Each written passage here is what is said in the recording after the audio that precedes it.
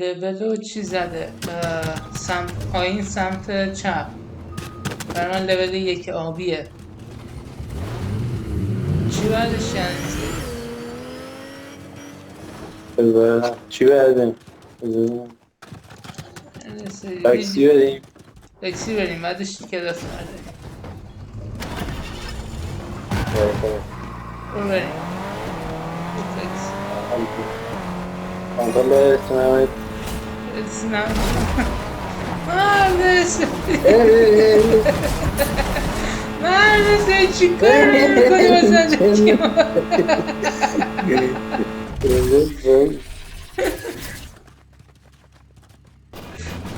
فایده نداره یه ساعت درده بریم بیا بشین بفرمایید. چیه؟ برو بریم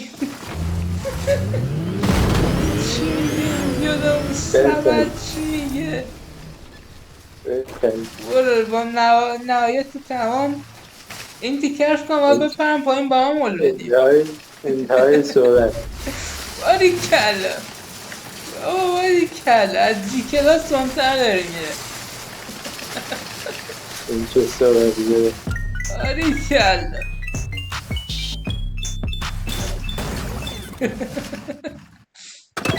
خوبه 400 تا با همین سبد لول دو رفته میبینیش پایین سمت چپ آبیه یه سر جی کلاس یه بپر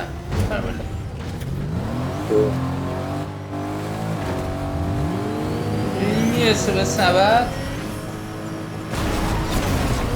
خب کنکده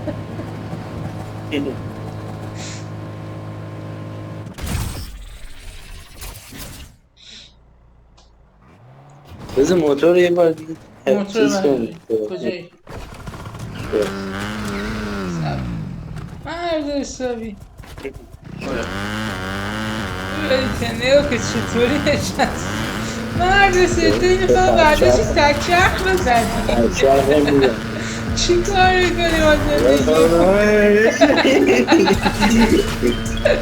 باری کلا واقعا بازی خیلی گرم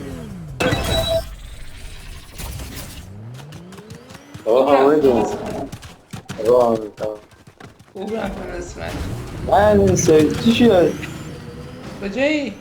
هستی؟ خب پیاده بریم دست؟